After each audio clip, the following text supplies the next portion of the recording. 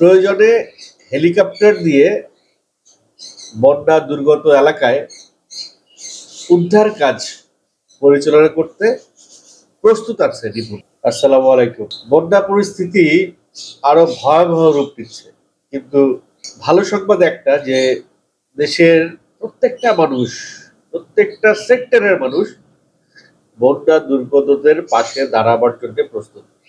সামরিক বাহিনী, নৌবাহিনী, বিমান বাহিনীর পাশাপাশি বাংলাদেশের যাদের যতটুকু সামর্থ্য আছে তাই নিয়ে এই বন্যা মোকাবেলায় প্রস্তুত আছে সবাই। ফান্ডিং এর কোনো অভাব নাই, জনবল কোনো সমস্যা নাই, শুধু প্রতিকূল একটা পরিবেশ দরকার, যে পরিবেশের মাধ্যমে যে পরিবেশে গিয়ে সহযোগিতাটা সবার কাছে পৌঁছে দেওয়া যায়। আপনারা দেখছেন এমন এমন জায়গায় মানুষ আটকে পড়েছে যেখানে আরেকটা মানুষ পৌঁছানো বা ওইখানে যাওয়াটা একটা খুবই কঠিন কাজ হয়ে দাঁড়িয়েছে। এমন এমন ঘর বা বাড়ির পর্যন্ত, বাড়ির চাল পর্যন্ত পানিতে ডুবে গেছে, যেখানে এত স্রোত বা একটা নৌকা বা একটা সাধারণ নৌকা সেখানে যাওয়া কঠিন হয়ে দাঁড়িয়েছে। পরিস্থিতি যত ভয়াবহ হচ্ছে, মানুষের সহযোগিতার হাত তার চেয়ে বেশি এগিয়ে আসছে। বিভিন্ন তারকারা সোশ্যাল মিডিয়ায় স্ট্যাটাস দিচ্ছেন, তারা সহযোগিতা করতে চান, কিন্তু কোন ফান্ডে তারা টাকা দেবেন, কার কাছে সহযোগিতা পাঠাবেন, সেই বিষয়ে সঠিক কোনো তথ্য তারা পাচ্ছেন না। তো তারকারা যারা এই ধরনের পোস্ট দিচ্ছেন তাদের জ্ঞাতার্থে জানাচ্ছি, আমাদের অভিনয় শিল্পী সংঘ, বাংলাদেশ অভিনয় শিল্পী সংঘ একটা টিম গঠন করেছেন।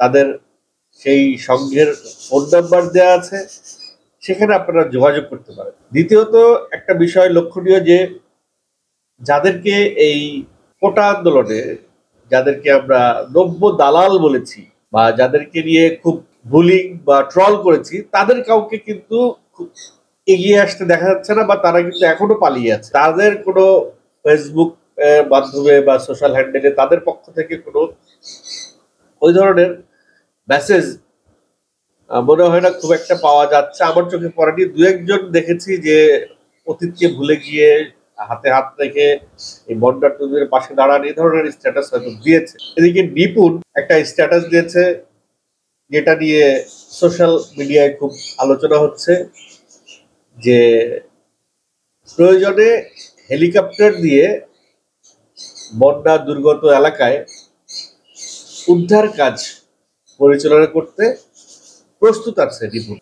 এবং সেখানে তিনি কিছু নির্দেশনাও দিয়ে দিয়েছেন যে যেসব বাড়ির ছাদে গাছপালা নেই, হেলিকপ্টার নামাতে পারে সেসব বাড়ির লোকেশন দিতে বলেছে, যারা ফোন ব্যবহার করতে পারে সেসব মুরব্বীর নাম্বার দিতে বলেছে, বা বাড়ির উপরে লাল কোনো কাপড় বা শাড়ি টানিয়ে দিতে বলা হয়েছে যাতে বোঝা যায় ওই বাড়িতে সহযোগিতা দরকার।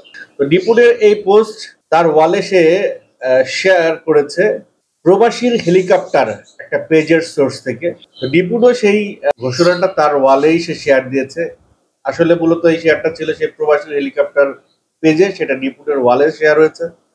তো সাংবাদিক, এটা আমার ইত্তেফাকে নিউজ হয়েছে, সেই সাংবাদিক আমার নিপুণের ফোনে ফোন করেছে, তার হোয়াটসঅ্যাপে যোগাযোগ করার চেষ্টা করেছে, কিন্তু সেটি বন্ধ পেয়েছে। হয় অনেক সময় এরকম যে একজন একটা ঘোষণা দিল, এখন আমার গ্রুপে অনেক ফলোয়ার আছে, অনেক মানুষ আমার পেজ ফলো করে, লক্ষ লক্ষ মানুষ, তো আমার পেজেও আমি দিয়ে দিলাম সেটা শেয়ার করে। তাতে যেটা হয়, মানুষের কাছে বেশি বেশি মানুষের কাছে এটা পৌঁছে যায়। কিন্তু সেই ক্ষেত্রে ওই যে যার ঘোষণা তার নামটা উল্লেখ করা শ্রেয়, যেটা নিপুণ সবকিছু লিখেছে, নাম্বার টাম্বার সবই দিয়েছে, কিন্তু এটা যে প্রবাসী হেলিকপ্টার পেজ এর একটা ঘোষণা সেটা কোথাও উল্লেখ করা নাই, যার কারণে ওইখানে যে নাম্বার দেওয়া হয়েছে, নিপুণ যে নাম্বার দিছে সেই নাম্বারে যোগাযোগ করে নাম্বার বন্ধ পাইছে এবং হোয়াটসঅ্যাপে যোগাযোগ করতে পারে নাই। তো পোস্টটা ঠিক আছে, পোস্ট দিছে নিপুণ, ওই প্রবাসী হেলিকপ্টারের পেজের পোস্ট সহকারে যা যেটা লিখছে সেটাই তার পেজে দেওয়া হয়েছে। আমি জানি না এই সিচুয়েশনকে কেন্দ্র করে, যেহেতু ওই নাম্বারে ফোন করে কাউকে পাওয়া যায় নাই, ওই নাম্বারে বন্ধ পাওয়া গেছে। তার মানে এইরকম একটা সিচুয়েশনকে টার্গেট করে এরকম একটি কাজ করার কতটুকু যুক্তিযুক্ত হয়েছে, এটা একটা প্রশ্নের সম্মুখীন। নিপুণের নাম্বারও যেহেতু বন্ধ, নিপুণ বা কতটা যাচাই বাছাই করে এরকম সংবাদটা সে তার পেজে শেয়ার দিয়েছে, এটাও একটা বিষয়। অনেকে এই সুযোগে নিজেদের প্রচারণা চালানোর একটা চেষ্টা করবে, এটাও একটা বিষয়। দেখা গেছে যে এই প্রবাসী হেলিকপ্টার, এই যে একটা বিজনেস, এই বিজনেসটার একটা পাবলিসিটি হয়ে গেল, এটাও একটা হইতে পারে, অনেক কিছু হইতে পারে। তো সেই নাম্বারটা খোলা রাখাটা জরুরি ছিল। যদি নাম্বার বন্ধই রাখে তাহলে এরকম পোস্টই বা কেন দিল? এদিকে তাশরিফ সিঙ্গার, তার একটি পোস্ট দেখে খুব ভালো লাগলো যে সে ট্রাকে করে স্পিড বোট নিয়ে যাচ্ছে বন্যার্তদের সাহায্য করবার জন্য। আমাদের ইরফান সাজ্জাদ অভিনয় শিল্পী, তিনিও একটা পোস্ট দিয়েছেন যে হেলিকপ্টার করে এই বন্যার্তদের সহযোগিতার জন্য যা যা খরচ প্রয়োজন তাই সে দিবে, তবে একটা দক্ষ টিম সে খুঁজতেছে, যে টিম আসলে এই বন্যার্তদেরকে সহযোগিতা করবার জন্য প্রস্তুত হেলিকপ্টারে গিয়ে। কারণ দেখা গেছে এই দীপক কুমার গোস্বামীর একটা পোস্ট আমি একটু আবার আলোচনা করতে চাই। সেটা হচ্ছে গিয়ে উনি বলেছেন যে এরকম একটা জায়গায় রেস্কিউ কাজে, মানে উদ্ধার কাজে দক্ষ যদি মানুষ না হয় তাহলে হিতে বিপরীত হবে। দেখা যাচ্ছে সে সাঁতার জানে না, বা এরকম পরিবেশে সে কখনো পড়েনি, বা এরকম দুর্যোগের মধ্যে সে কিভাবে মোকাবেলা করতে হয় সে জানে না, কিন্তু সে চলে গেল তার সামগ্রী গিয়ে, সে নিজেই দুর্গত হয়ে গেল, সে নিজেই সাহায্যের জন্য আবেদন জানালো, বা উল্টো কাজ হলো। তো ওইটা না করে যেটা করা যায় যে বাংলাদেশ আর্মি বা বাংলাদেশ এয়ারফোর্স যে ত্রাণ কার্যটা পরিচালনা করছে সেটার সঙ্গে তারা ট্যাগ হয়ে যেতে পারে।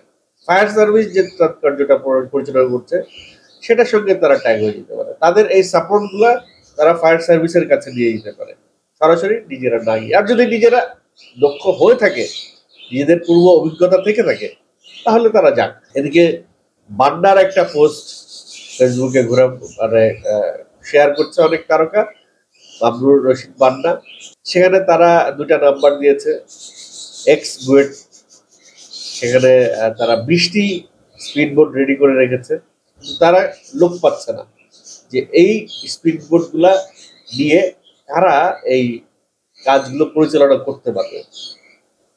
তো মূল যে বিষয়টা সেটা হচ্ছে যে এই সময়ে এই জিনিসটাই পরিলক্ষিত হচ্ছে যে এত সাহায্য সহযোগিতা সবই আছে, কিন্তু দক্ষ জনবলটা নেই।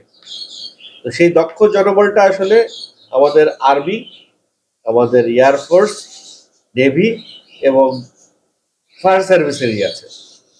তো ওই জায়গা থেকে একটা সহজ পথ হচ্ছে এই সহযোগিতাগুলো নিয়ে সরাসরি তাদের দ্বারস্থ হওয়া এবং তাদেরকে সঙ্গে নিয়ে মাঠে নামা। একজন ফায়ার সার্ভিসের দক্ষ একজন কর্মী যদি একটা টিমের সঙ্গে থাকে, তাহলে সেই টিমটা যতটা দক্ষতার সঙ্গে কাজ করতে পারবে, সাধারণ মানুষ গিয়ে ততটা দক্ষতার সঙ্গে এই বন্যা দুর্গত এলাকায় গিয়ে কাজ করতে পারবে না।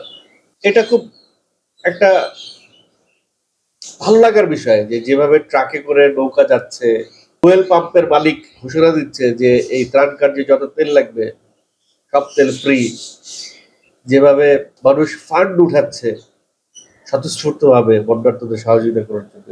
আমাদের আরেকজন অভিনয় শিল্পী আরশ খান, সেও একটা কিছু ত্রাণ সামগ্রী নিয়ে সেও বেরিয়ে পড়েছে নোয়াখালীর উদ্দেশ্যে। তো সবাই যখন নোয়াখালীতে গিয়ে ভিড় করছেন, অবশ্যই সেখানে কোনো না কোনো সরকারের তরফ থেকে একটা পয়েন্ট থাকা উচিত যে তাদের সেই সহযোগিতাগুলো যেন প্রপারলি ডিস্ট্রিবিউটেড হয়, প্রপার ইউজ হয়, তাদের এত কষ্ট এত আবেগ যেন বৃথা না যায়।